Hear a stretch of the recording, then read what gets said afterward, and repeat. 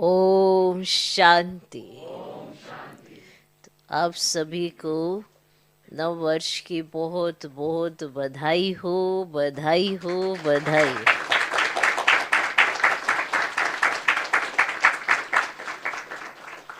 नया साल, नया उमंग उत्साह, तीव्र गति का पुरुषार्थ, बाप दादा की चाहना जो बच्चों से है, बाप का स्वरूप बच्चों में दिखाई पड़े, ऐसा शो करके दिखाना है।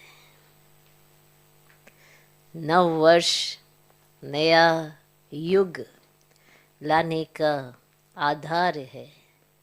कुछ नया करना है, वो नया अपने आप में करना है। विश्व तो परिवर्तन हो रहा है, पर स्वयं का परिवर्तन अगर रुका हुआ है तो उसे नए उमंग उत्साह के साथ अपने परिवर्तन की तीव्र गति लाएं, और उस परिवर्तन की तीव्र गति से विश्व परिवर्तन होगा और सत्युगी स्वराज्य है, जो सभी बच्चों का कहते हैं ना जन्म सिद्ध अधिकार है, तो वो राज्य फिर से स्थापित हो जाएगा। संगम का सुहावना समय ये बार बार आता है और हम परमात्मा से मिलन मनाते हैं। ऐसा अनमोल तोहफा भगवान हमको हर समय देता है। तो ये नया युग का आरंभ नए वर्ष की बधाई के साथ शिव शक्ति पांडव सेना की तरफ से सभी को मुबारक हो, मुबारक हो, मुबारक हो।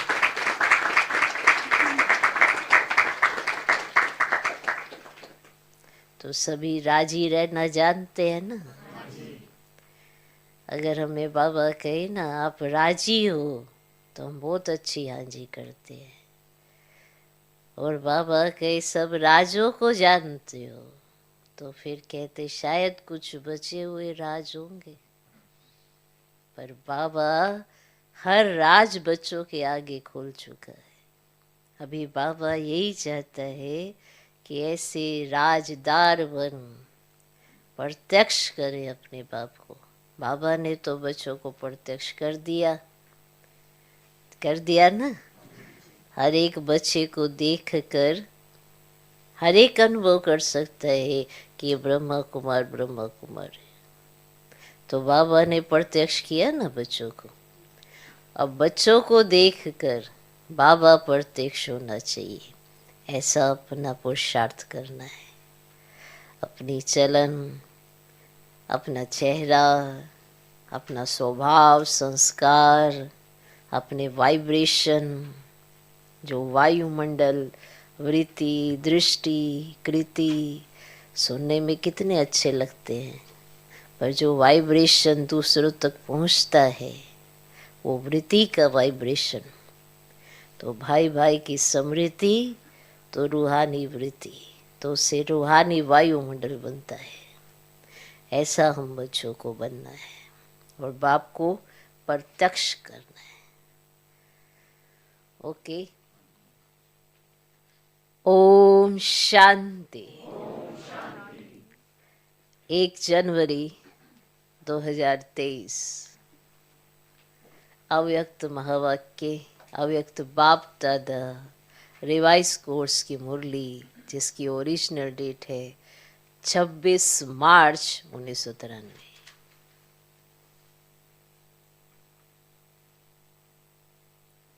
मुरली का सार, अव्यक्त वर्ष में लक्ष्य और लक्षण को समान बनाओ। देखो 1 जनवरी है, जनवरी मास का आरंभ है। अब इस अव्यक्त वर्ष में कहो, अव्यक्त मास में कहो, ये जो अव्यक्ति मास है, तपस्या मास है, इसमें क्या करना है मुझे आत्मा को, उसकी पूरी तैयारी आपको बाबा आज के महावाक्यों में करा देंगे। फिर नहीं पूछना मुझे क्या करना है।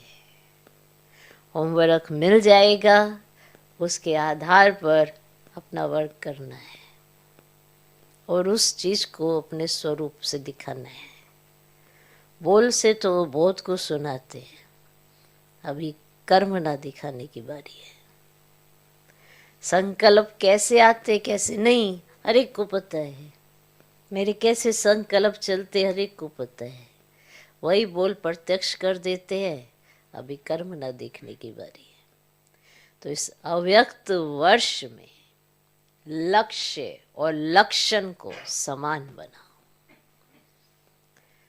तो सुने, तैयार हो?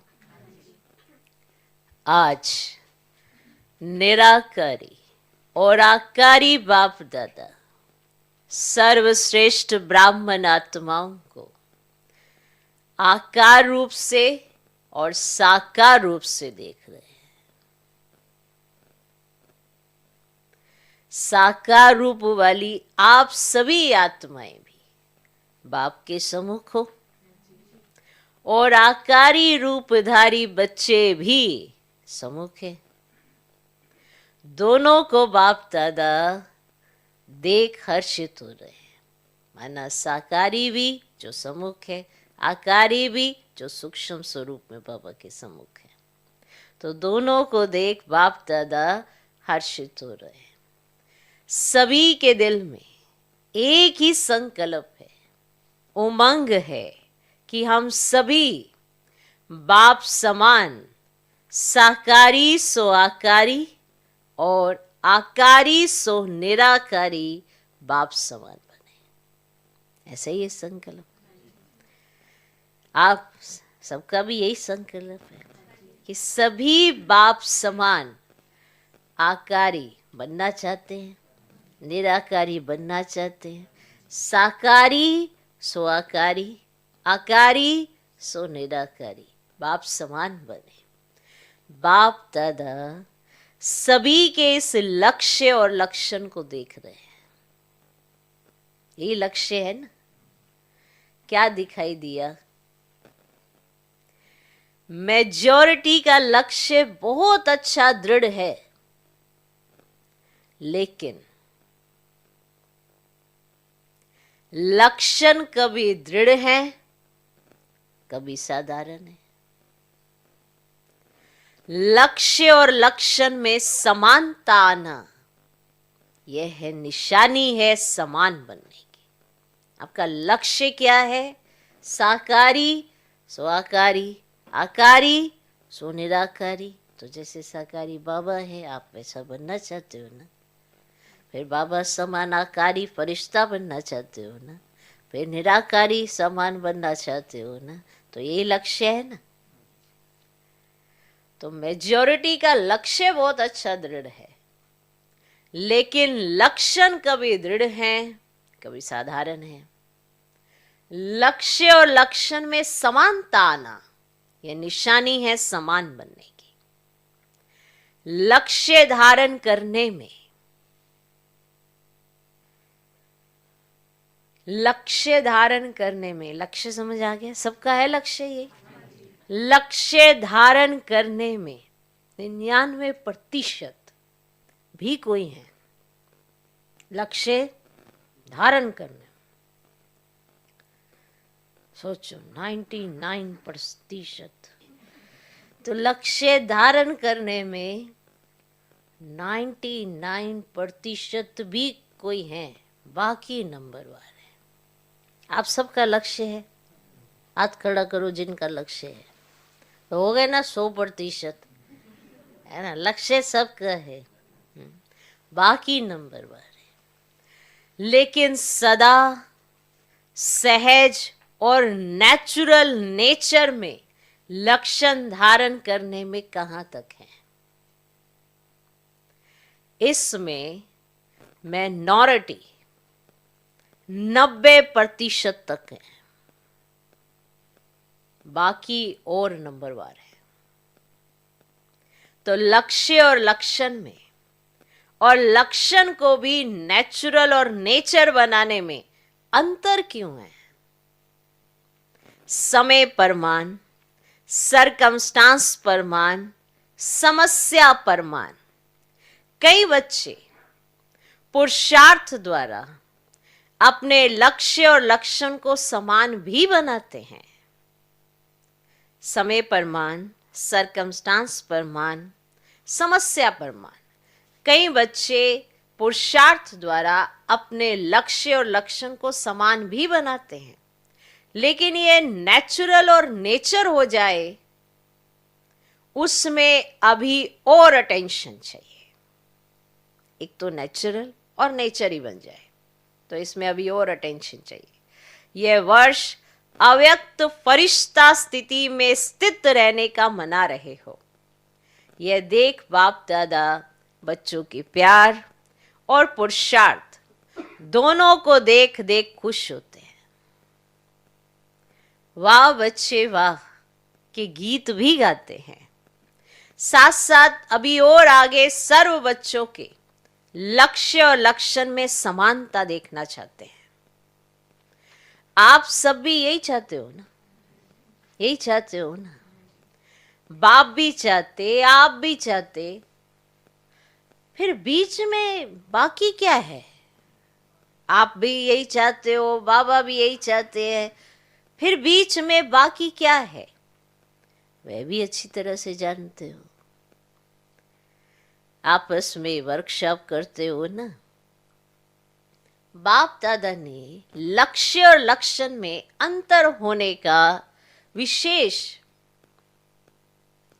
क्या कारण, एक बात देखी है कि लक्ष्य तो आपका इतना ऊंचा है, बाप समान, साकारी आकारी निराकारी, कितना ऊंचा लक्ष्य है।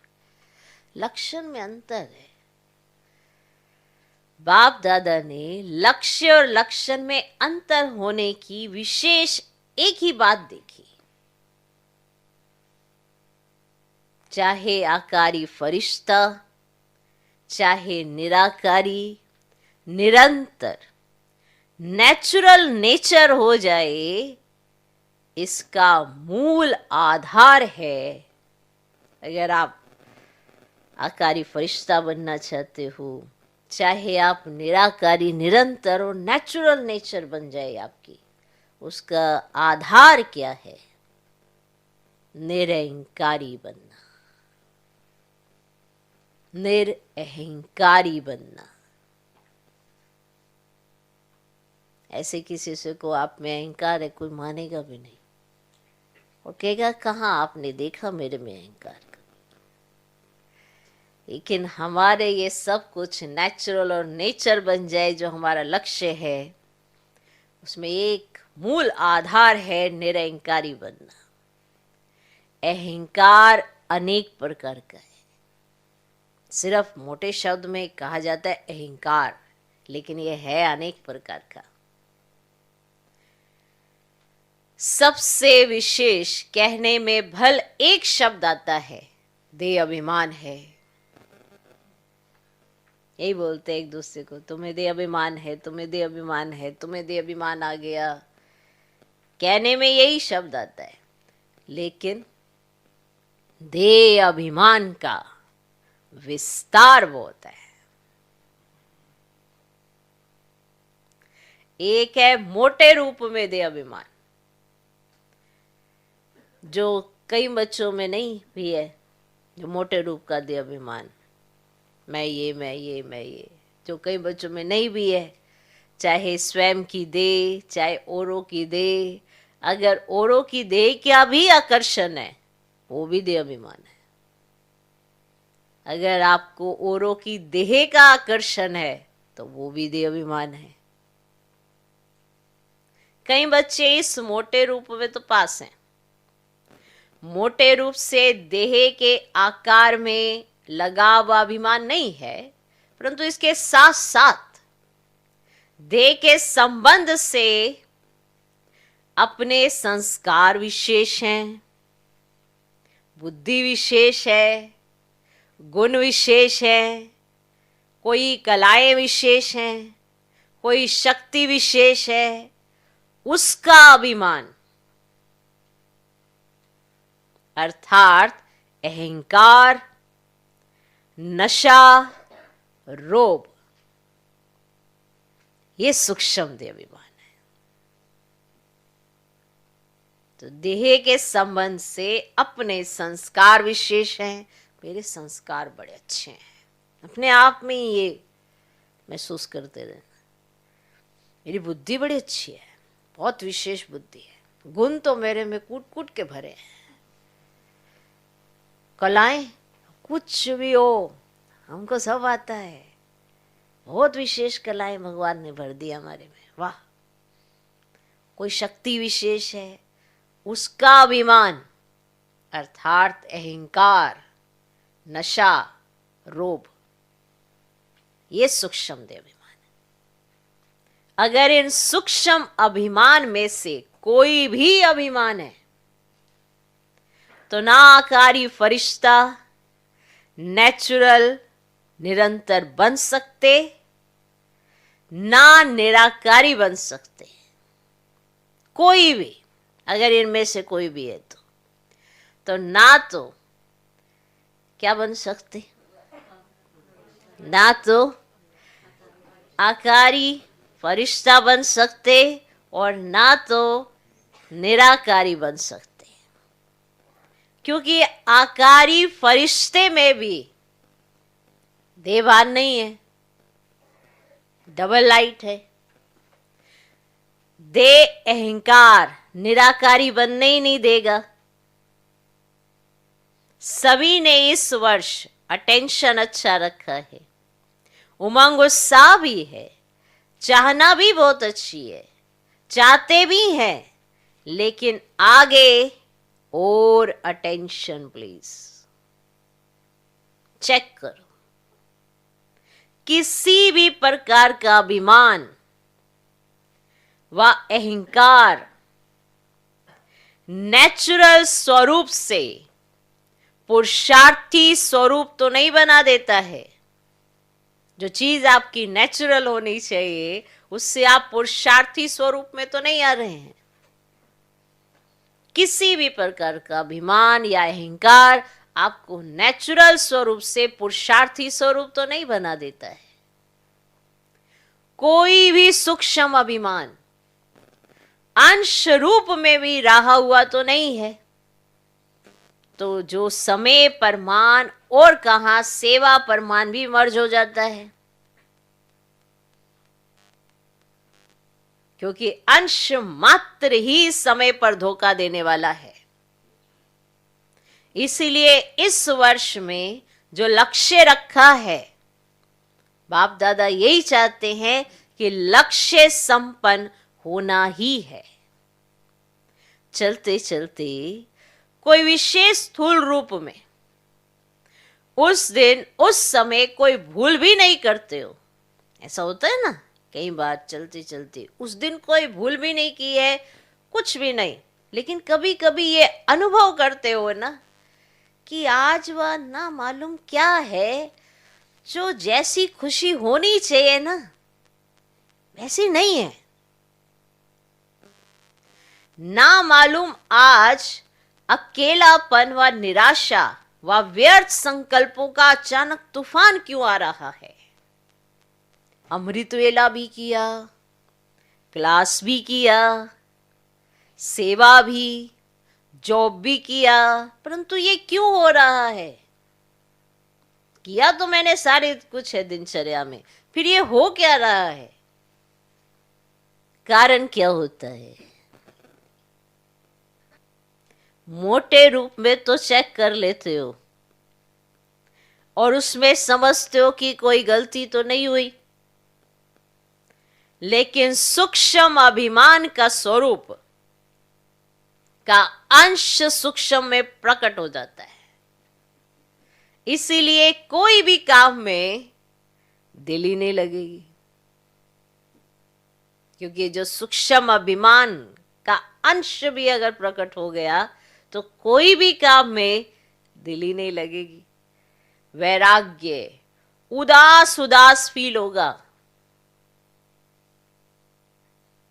या तो सोचेंगे कोई एकांत के स्थान पर चले जाएं, या सोचेंगे सो जाएं, रेस्ट में चले जाएं या परिवार से किनारा कर लें थोड़े टाइम के लिए, इन सब स्थितियों का कारण अंश की कमाल होती है कि वो जो सूक्ष्म देह अभिमान, वो सूक्ष्म चीज जिसका अंश आ गया है, उसके कारण ये सब कुछ हो रहा है ये अंश की कमाल। कमाल नहीं कहो, धमाल ही कहो। तो संपूर्ण निरहंकारी बनना अर्थात आकारी निराकारी सहज बनना, संपूर्ण निरहंकारी बनना बड़ा मुश्किल होगा। नहीं, अहंकार का क्या है, यूं ही आ जाता है। अहंकार, रोब, नशा, उल्टी चीजों का यूं ही आ जाता है। और बनना हमको संपूर्ण निरहंकारी है, तब जाके आकारी निराकारी बनना सहज होगा। जैसे कभी कभी दिल नहीं होती कि क्या सदा एक ही दिनचर्या में चलना है, चेंज तो चाहिए ना चाहते भी ये स्थिति आ जाती है। जो ये भाव आते हैं ना अपने अंदर, तो याद रखना कहीं ना कहीं सूक्ष्म अभिमान है जिसके कारण ये स्थितियां आ गई हैं। कहते अमृत वेला भी ठीक ठीक ही था और शाम को भी ठीक ही लगा, पर ये खाली खाली सा क्या लग रहा है। और कहा है कि बाबा को कंबाइंड रखो, कंबाइंड ही तो नहीं हो रहा, और क्या करें अब, कहाँ से पकड़ के लाएं और कंबाइंड चिपका दें, हो ही नहीं रहा। तो ये है कारण। कभी तो ऐसा कुछ भी नहीं करते और ऐसे हवा में उड़ते रहते, और कभी सब कुछ दिनचर्या वैसी करके भी खाली हो जाते हैं। तो समझ सा नहीं आ रहा क्या हो गया, पता नहीं किसी ने कुछ कर तो नहीं दिया है।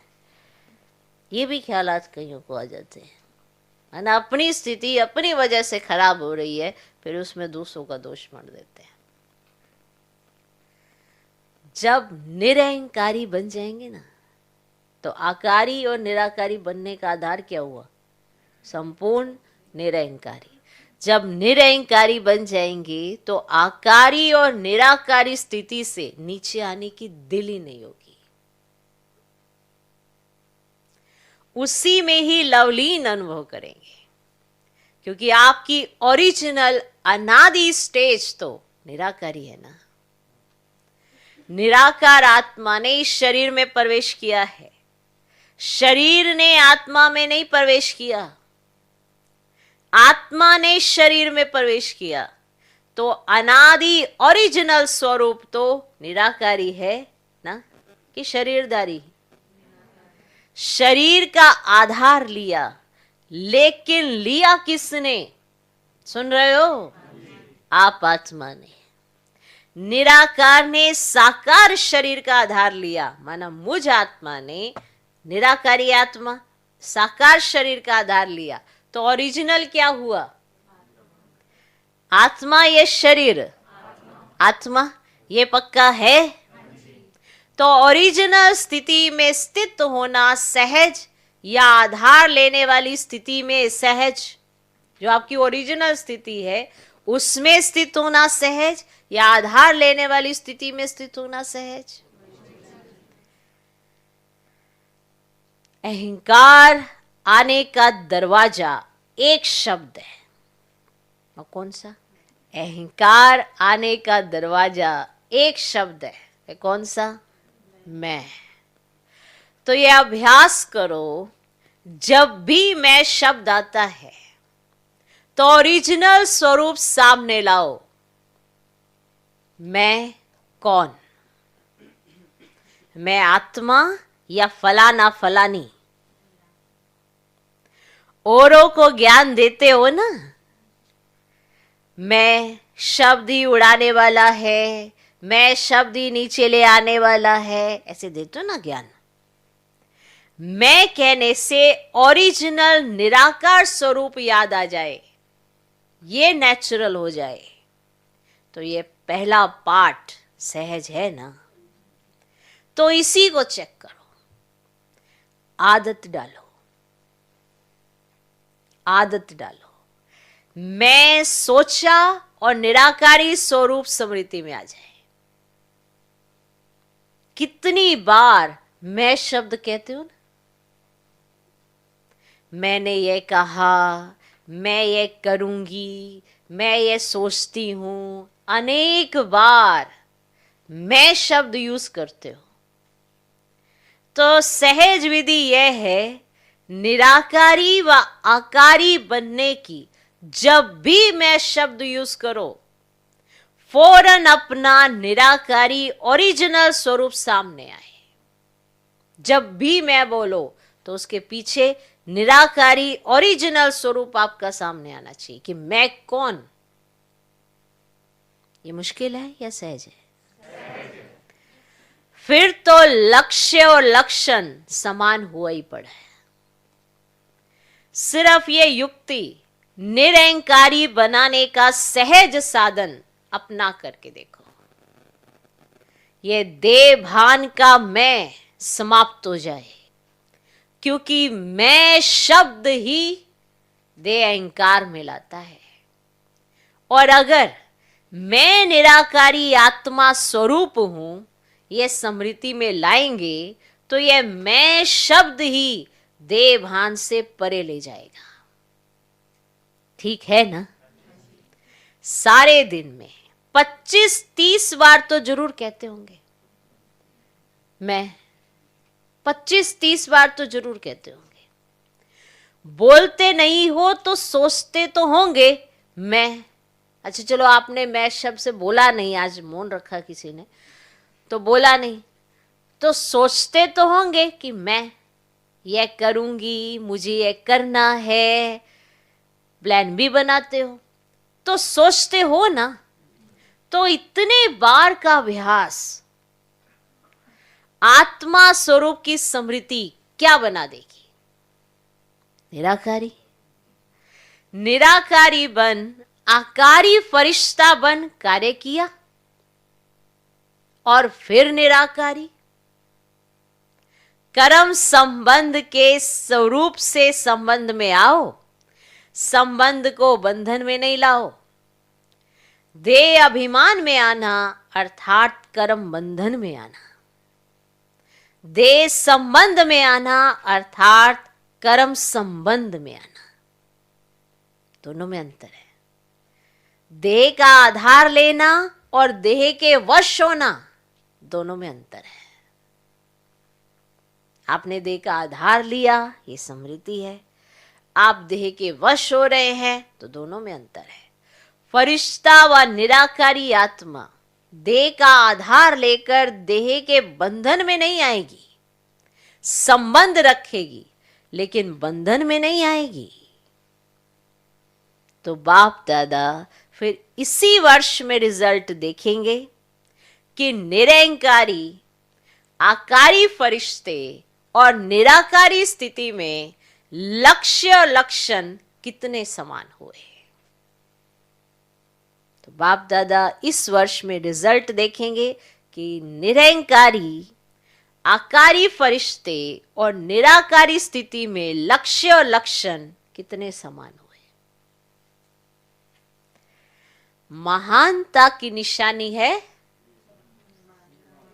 अभी कल ही पढ़ा है आपने, महानता की निशानी है निर्माणता। जितना निर्माण उतना सबके दिल में महान स्वतः ही बनेंगे। बिना निर्माणता के सर्व के मास्टर सुखदाता बन नहीं सकते। निर्माणता निरहंकारी सहज बनाती है। निर्माणता का बीज महानता का फल स्वतः ही प्राप्त कराता है। याद आया कल का वरदान? निर्माणता सबके दिल में दुआएं प्राप्त कराने का सहज साधन है। निर्माणता सबके मन में निर्माण आत्मा के प्रति सहज प्यार का स्थान बना देती है। निर्माणता महिमा योग्य स्वतः ही बनाती है। तो निरंकारी बनने की विशेष निशानी है निर्माणता। वृत्ति में भी निर्माणता, दृष्टि में भी निर्माणता, वाणी में भी निर्माणता, संबंध संपर्क में भी निर्माणता। ऐसे नहीं कि मेरी वृत्ति में नहीं था लेकिन बोल निकल गया, नहीं। जो वृत्ति होगी वो दृष्टि होगी, जो दृष्टि होगी वो वाणी होगी, जो वाणी होगी वही संबंध संपर्क में आएगा। कि आप कोई सोचो कि मेरे बोल यूं ही निकल गए, ऐसा नहीं होता है। जो वृत्ति होगी वो दृष्टि होगी। कहते हैं ना, जैसी वृत्ति वैसी दृष्टि। तो जो वृत्ति होगी वो दृष्टि होगी, और जो दृष्टि होगी वो वाणी होगी। क्योंकि आप किस अंदाज से देखते हैं वैसे ही बोल उच्चारण करते हैं। जो वाणी होगी वही संबंध संपर्क में आएगा। माना आप संबंध संपर्क में सभी आत्माओं के आते हैं ना, तो आप कैसे हैं, क्या है, ये आप पे निर्भर करता है, दूसरे पे नहीं। वही संबंध संपर्क में आएगा। चारों में ही चाहिए क्या? चाहिए निर्माणता, चाहिए चारों में ही चाहिए। चारों कौन से? वृत्ति, दृष्टि, वाणी, संबंध संपर्क, चारों में निर्माणता चाहिए।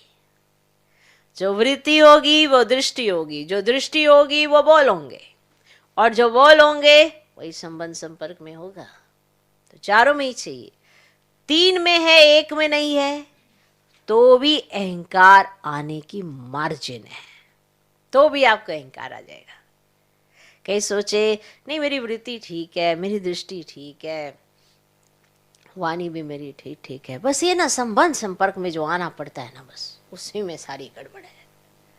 बस ये इसकी थोड़ा बाबा थोड़ा सा वो दे दे, बाकी सब ठीक है। तो माना आप संबंध संपर्क में जब आते होंगे तो आप अहंकार में जरूर आ जाते होंगे। तीन में है, एक में नहीं है, तो भी अहंकार आने की मार्जिन है। इसको कहा जाता है फरिश्ता। तो समझा बाप दादा क्या चाहते हैं और आप क्या चाहते हैं। बताओ, बाप दादा क्या चाहते हो और आप क्या चाहते हो? चाहना दोनों की एक है, अभी करना भी एक करो। देखो, चाहना रखी आपने भी वही, बाबा ने भी वही चाहना रखी है, लेकिन अभी करना भी एक करो। अच्छा, आगे सेवा के नए नए प्लान्स क्या बनाएंगे? कुछ बनाया है, कुछ बनाएंगे। चाहे यह वर्ष, चाहे आगे का वर्ष, जैसे और प्लान सोचते हो कि भाषण भी करेंगे, संबंध संपर्क भी बढ़ाएंगे, बड़े प्रोग्राम भी करेंगे, छोटे प्रोग्राम भी करेंगे, ये तो सोचते ही हो। लेकिन वर्तमान समय के गति परमान, अभी सेवा की भी फास्ट गति चाहिए। वो कैसे होगी? वाणी द्वारा, संबंध संपर्क द्वारा तो सेवा कर ही रहे हो, मनसा सेवा भी करते हो, लेकिन अभी चाहिए थोड़े समय में सेवा की सफलता ज्यादा हो। सफलता अर्थात रिजल्ट। उसकी विधि है कि वाणी के साथ साथ पहले अपनी स्थिति और स्थान के वाइब्रेशन पावरफुल बनाओ। ये तो लिख ही लो आप कि अगर आपको सफलता चाहिए, रिजल्ट चाहिए, तो उसकी विधि है कि वाणी के साथ साथ पहले अपनी स्थिति और स्थान के वाइब्रेशंस पावरफुल बनाओ। जैसे आपके जड़ चित्र क्या सेवा कर रहे हैं, वाइब्रेशंस द्वारा कितने भक्तों को प्रसन्न करते हैं। डबल विदेशियों ने मंदिर देखे हैं? आपके ही तो मंदिर है ना, कि सिर्फ भारत वालों के मंदिर है? आपके चित्र सेवा कर रहे हैं ना, तो वाणी द्वारा भल करो, लेकिन अभी ऐसी प्लानिंग करो, वाणी के साथ साथ वाइब्रेशन की ऐसी विधि बनाओ जो वाणी और वाइब्रेशन डबल काम करे। वाइब्रेशन बहुत काल रहता है। वाणी से सुना हुआ कभी कभी कईयों को भूल भी जाता है, लेकिन वाइब्रेशन की छाप ज्यादा समय चलती है। जैसे आप लोग अपने जीवन में अनुभवी हो कि कोई का उल्टा वाइब्रेशन अगर आपके मन में या बुद्धि में बैठ जाता है तो उल्टा समय, कितना समय चलता है, उल्टा चलता रहता है ना, उसके तो वाइब्रेशन ही खराब थे, वाइब्रेशन ही उल्टा कितना समय चलता है, वाइब्रेशन अंदर बैठ जाता है ना, और बोल तो उसी समय भूल जाएगा, लेकिन वाइब्रेशन के रूप में मन और बुद्धि में छाप लग जाती है, और कितना समय उसी वाइब्रेशन के वश उस व्यक्ति से व्यवहार में आते हो, चाहे उल्टा हो चाहे सुलटा हो, लेकिन वाइब्रेशन मुश्किल से मिटता है। बहुत विशेष पॉइंट है। इसलिए कई बार कहते हैं ना, हमने तो बड़े प्यार से बुलाया, बड़े प्यार से बात की, अंदर से बस क्या है, क्यों आया, क्या है, वाइब्रेशन ऐसे दे रहे हैं, और क्या, और जी कुछ खाएंगे पिएंगे क्या, अच्छा सब ठीक ठाक, ऐसे अंदर वाइब्रेशन उस आत्मा को गलत आ रहे हैं। बोल आपके इतने सुंदर से हैं, तो वो वाइब्रेशन उसको बैठ जाते हैं। तो चाहे उल्टा हो चाहे सुलटा हो, लेकिन वाइब्रेशन मुश्किल से मिटता है। लेकिन यह रूहानी वाइब्रेशन फैलाने के लिए पहले अपने मन में, बुद्धि में व्यर्थ वाइब्रेशन समाप्त करेंगे, तब रूहानी वाइब्रेशन फैला सकेंगे। ये भी लिख लो। आप चाहते हैं कि बड़े अच्छे अच्छे वाइब्रेशन, बाबा के वाइब्रेशन फैलाएं, तो उससे पहले अपना भी कुछ खाता साफ करना पड़ेगा ना। ये रूहानी वाइब्रेशन फैलाने के लिए पहले अपने मन में, बुद्धि में व्यर्थ वाइब्रेशन समाप्त करेंगे, तब रूहानी वाइब्रेशन फैला सकेंगे। अपने मन में, बुद्धि में व्यर्थ वाइब्रेशन समाप्त करेंगे, तब रूहानी वाइब्रेशन फैला सकेंगे। किसी के भी प्रति अगर व्यर्थ वाइब्रेशन धारण किए हुए हैं तो रूहानी वाइब्रेशंस नहीं फैला सकते। किसी के भी प्रति आपके अंदर अगर व्यर्थ वाइब्रेशंस हैं तो आप रूहानी वाइब्रेशंस नहीं फैला सकते।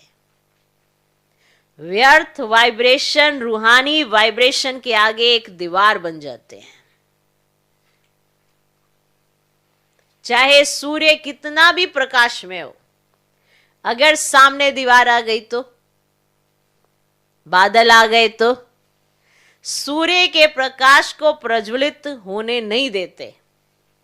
बहुत विशेष पॉइंट है। आपको लगता है कि हमारे रूहानी वाइब्रेशंस जा रहे होंगे, हम मनसा सेवा कर रहे हैं, पर हमारे में व्यर्थ बहुत है, तो हमारे रूहानी वाइब्रेशंस नहीं जाएंगे।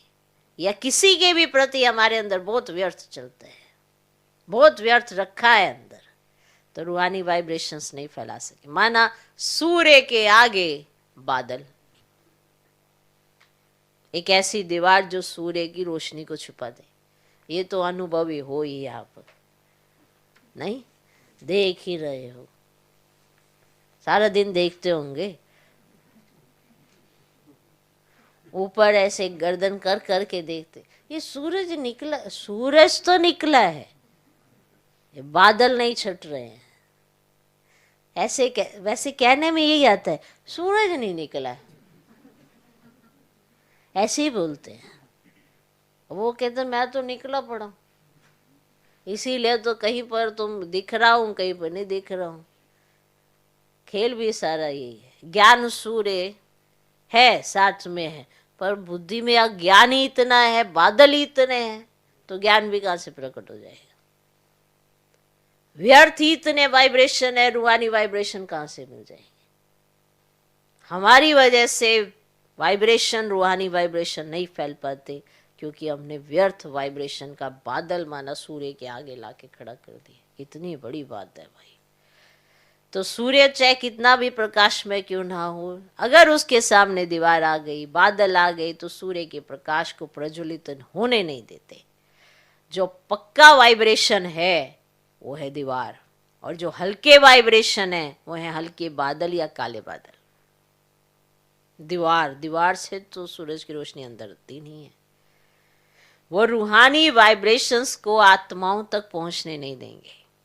जैसे सागर में कोई जाल डालकर अनेक चीजों को एक ही बार इकट्ठा कर देते हैं, या कहाँ भी अपनी जाल फैलाकर एक समय पर अनेकों को अपना बना लेते हैं, तो वाइब्रेशन एक ही समय पर अनेक आत्माओं को आकर्षित कर सकते हैं।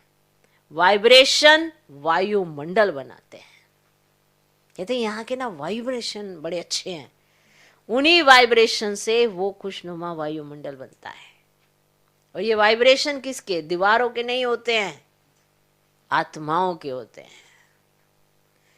कहीं पर भी जाते कहते यहाँ का ना भारीपन सा है, क्योंकि वहां के जो वाइब्रेशन है वो वायुमंडल को भारी कर रहे हैं। लेकिन अगर मैं चली जाऊं, याद रखो, मैं माना निराकारी आत्मा, अगर मैं आत्मा चली जाऊं तो वहां पे कुछ ही सेकंड के बाद, कुछ ही मिनटों के बाद वाइब्रेशन कैसे होने चाहिए? हल्के होने चाहिए। मैं ये कैसे कह सकती आत्मा कि यहाँ के वायुमंडल में ये है वो है वो है, भागो। तो तुम कौन हो? पूरे विश्व के अंदर आप सभी आत्माएं ऐसी ही हो।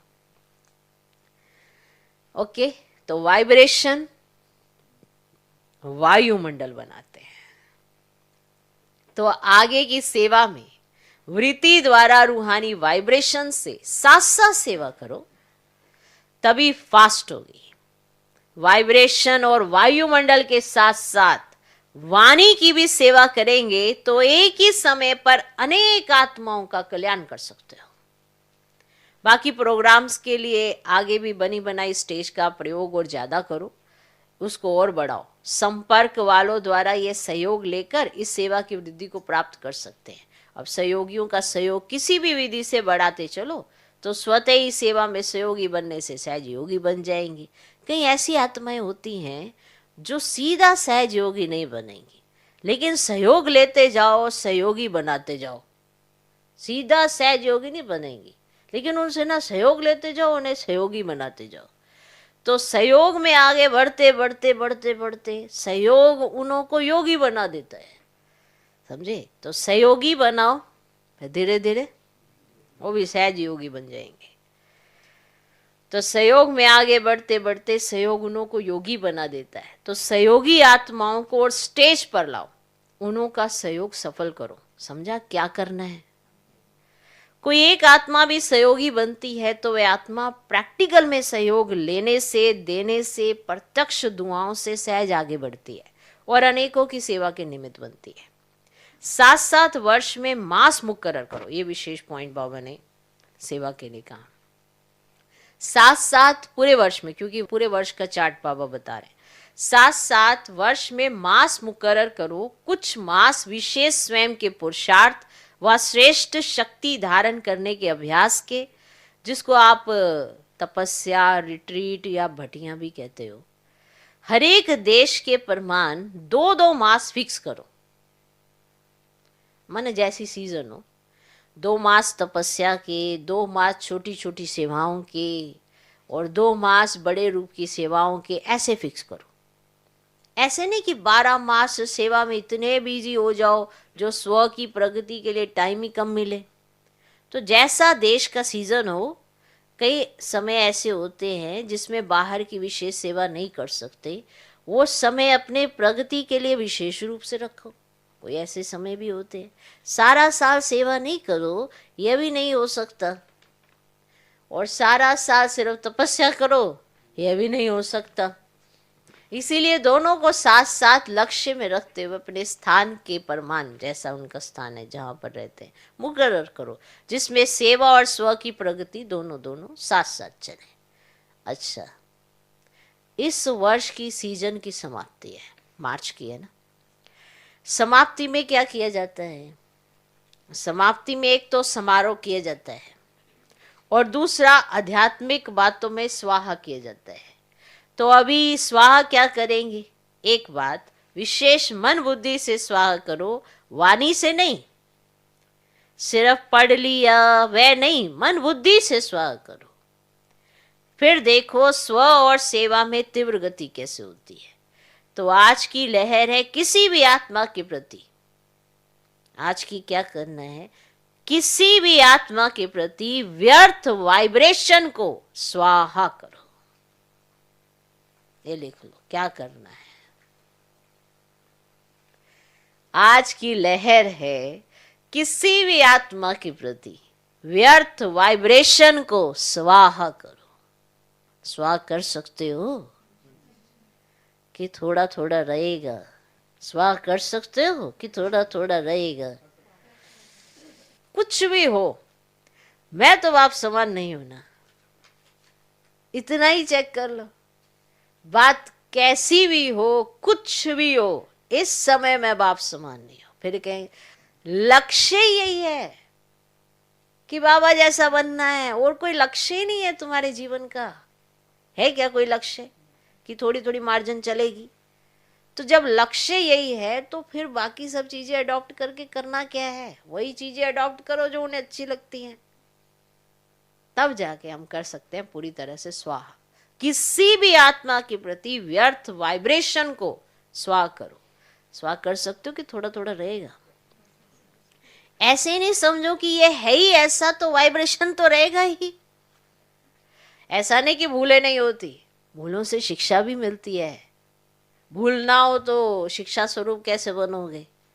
भूल तो होती है, दूसरे की भूल से भी शिक्षा, अपनी भूल से भी शिक्षा, तभी तो जाके दूसरों को भी बताओगे कि कैसे हम बने। तो ऐसे नहीं समझो कि यह तो ऐसा ही है तो वाइब्रेशन तो रहेगा। कैसा भी हो, लेकिन आप नेगेटिव वाइब्रेशन को बदल पॉजिटिव वाइब्रेशन रखेंगे तो वह आत्मा भी नेगेटिव से पॉजिटिव में आ ही जाएगी, आनी ही है। क्योंकि जब तक यह व्यर्थ वाइब्रेशन मन बुद्धि में है तो फास्ट गति की सेवा हो ही नहीं सकती। समझ गए? वृत्ति द्वारा रूहानी वाइब्रेशन फैलाने हैं। वृत्ति है रॉकेट, जो यहां बैठे बैठे जहां भी चाहो, जितना भी पावरफुल परिवर्तन करना चाहो वह कर सकते हो। यह रूहानी रॉकेट है, जहां तक जितनों को पहुंचाना चाहो उतना पावरफुल वृत्ति से वाइब्रेशन से वायुमंडल बना सकते हो। चाहे वो रियल में रोंग भी हो, लेकिन आप उसका रोंग धारण नहीं करो। रोंग को आप क्यों धारण करते हो? ये श्रीमत है क्या? समझना अलग चीज है कि ये रोंग है, ये नहीं करना चाहिए, वो नहीं करना चाहिए। समझना एक अलग चीज है। पहले भी कहा था, नॉलेजफुल भले बनो, लेकिन नॉलेजफुल के साथ पावरफुल बन करके उसको समाप्त कर दो। समझना अलग चीज है, समाना अलग चीज है, समाप्त करना और अलग चीज है। किसी चीज को आपने समझ लिया कि हाँ ये गलत है, ये सही है, आपने समझ लिया, आपने उस चीज को अंदर समा लिया, ये एक अलग चीज है। और समाप्त कर देना, चलो समझ लिया कि हमसे वो भूल नहीं होनी चाहिए जो सामने वाले से हो गई, तो इस तरह से समाप्त करना अलग चीज है। भल समझते हो कि ये रोंग है, ये राइट है, ये ऐसा है, लेकिन अंदर वह समाओ नहीं। समाना आता है, समाप्त करना नहीं आता है। क्या होगा? अंदर ही अंदर खत्म होते जाएंगे। तो इसीलिए मिटाओ, खत्म करो अंदर से ये जो व्यर्थ के वाइब्रेशंस रखे हैं ना दूसरों के प्रति, खत्म करना पड़ेगा। किसी की गलती को देखी आपने, उसको समझ लिया कि ये गलती, हम कई बार कहते हैं अगर आपके सामने किसी ने गलती की है तो ये नहीं अरे चलो अच्छा है, मेरे यार मैंने सुना नहीं, समझा नहीं, बड़े आपको समझा रहे हैं, कोशिश कर रहे हैं, तो समझने की कोशिश करो कि मुझसे ये भूल नहीं होनी चाहिए जो भूल ये सामने वाली आत्मा कर रही। इतना तो समझ ही सकते हैं कि रोंग क्या राइट क्या है। समाना आता है, समाप्त करना नहीं आता। ज्ञान अर्थात समझ। लेकिन समझदार उसको कहा जाता है जिसको समझना भी आता हो और मिटाना भी आता हो। ये नहीं आप उसको साथ ही लिए जा रहे हैं, सारी चीजों को आप अंदर ही रखे जा रहे हैं और आपको लगता है चलो हो गई ना बात खत्म, अब मैं पुरुषार्थ कर रहा हूं। किस बात का पुरुषार्थ करना है आपने? ये मिटाने का। तो समझदार उसको कहा जाता है जिसको समझना भी आता हो और उन सब चीजों को मिटाना भी आता हो, परिवर्तन करना भी आता हो।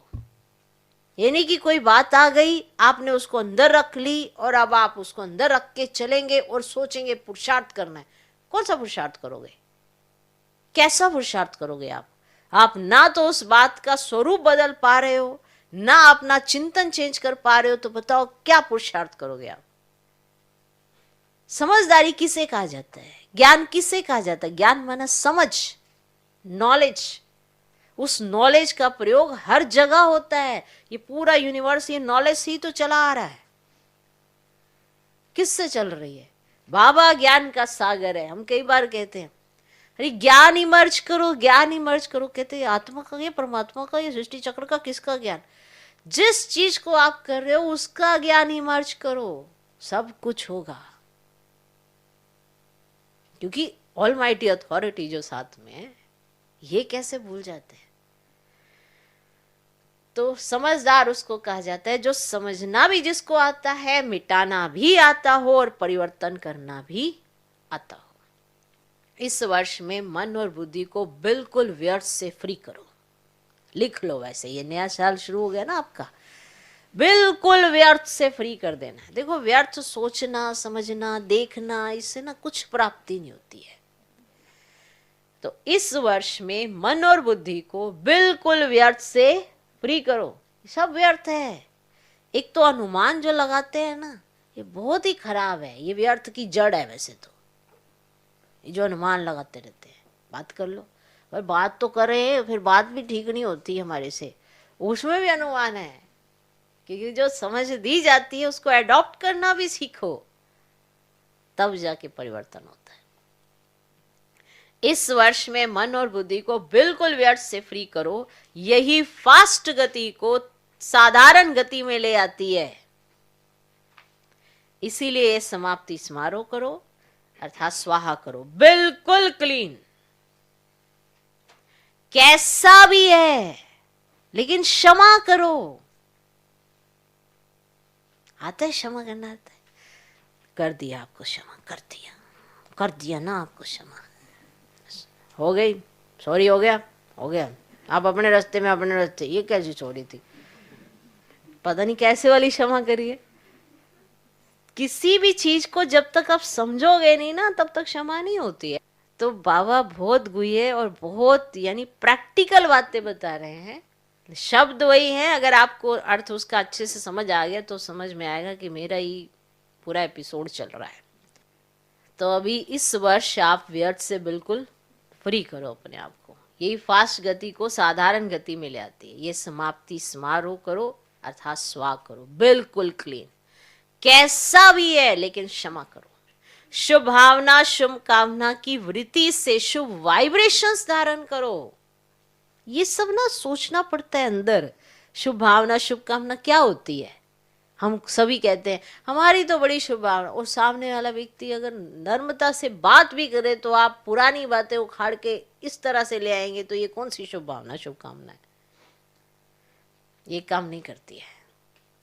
शुभ भावना, शुभ कामना की वृत्ति से शुभ वाइब्रेशन धारण करो, क्योंकि लास्ट में आगे बढ़ते हुए यही वृत्ति, वाइब्रेशन आपकी सेवा बढ़ाएंगी। तब जल्दी से जल्दी कम से कम 9 लाख बना सकेंगे। समझा क्या स्वाहा करना है? व्यर्थ वृत्ति, व्यर्थ वाइब्रेशन, स्वाहा। फिर देखो नेचुरल योगी और नेचर में फरिश्ता बने ही हुए हैं। इस अनुभव पर रिट्रीट करो, वर्कशॉप करो। कैसे होगा? नहीं, ऐसे होगा। अच्छा, सदा स्वयं को बार बार ओरिजिनल स्वरूप मैं निराकारी हूं, ऐसे निश्चय और नशे में उड़ने वाले, सदा निर्माणता द्वारा महानता की प्राप्ति के अनुभवी आत्माएं, ऐसे निर्माण, सदा महान और सदा आकारी निराकारी स्थिति को नेचर और नेचुरल बनाने वाले सर्वश्रेष्ठ आत्माओं को बाप दादा का बहुत बहुत बहुत याद प्यार और नमस्ते। हम रूहानी बच्चों की भी रूहानी बाप दादा को नमस्ते नमस्ते नमस्ते। Good morning good morning good morning. आज का वरदान, इस मर्जीवा जीवन में सदा संतुष्ट रहने वाले, इच्छा मात्रम अविद्या भव। इस मर्जीवा जीवन में सदा संतुष्ट रहने वाले, इच्छा मात्रम अविद्या भव। आप बच्चे मर्जीवा बने ही हो सदा संतुष्ट रहने के लिए। जहां संतुष्टता है वहां सर्वगुण और सर्व शक्तियां हैं, क्योंकि रचयिता को अपना बना लिया तो बाप मिला, सब कुछ मिला। सर्व इच्छाएं इकट्ठी करो, उनसे भी पदम गुना ज्यादा मिला है। अगर आपकी सारी इच्छाएं इकट्ठी कर ली जाएं, उससे भी पदम गुना ज्यादा आपको मिला है। उसके आगे इच्छाएं ऐसे हैं जैसे सूर्य के आगे दीपक। इच्छा उठने की तो बात ही छोड़ो, लेकिन इच्छा होती भी है ये क्वेश्चन भी नहीं उठ सकता, कोई इच्छा होती भी है क्या। सर्व प्राप्तियां संपन्न है, इसीलिए इच्छा मात्रम अविद्या, सदा संतुष्ट मनी है। आज का स्लोगन, जिनके संस्कार इजी हैं वे कैसी भी परिस्थिति में स्वयं को मोल्ड कर लेंगे। जिनके संस्कार इजी हैं, माना जिनकी नेचर बहुत सरल है और इजी संस्कार की आत्माएं होती हैं, वो सबके साथ एडजस्ट हो जाती हैं। देखो, ये तो मानो कि सभी आत्माओं के संस्कार अलग अलग हैं। कौन सा संस्कार किसका ज्यादा, और फिर वो आत्माएं जिनके संस्कार सच में इजी रहते हैं, वो किसी भी परिस्थिति में स्वयं को मोल्ड कर लेंगी। कैसी भी परिस्थितियां ना आए, बार बार हम कहते हैं ऐसा नहीं होता। जीवन का नाम ही है कि परिस्थितियों से घिरा हुआ, पर जीवन परिस्थितियों से घिरा है, लेकिन उस जीवन में स्थिति कैसी है उस पर डिपेंड करता है कि आपने परिस्थिति को कैसे जीता। तो जिसकी नेचर या जिसका संस्कार इजी है, इजी चीज ही तो सब जगह एडजस्ट हो जाती है ना, इजी। तो जिसके संस्कार इजी हैं वे कैसी भी परिस्थिति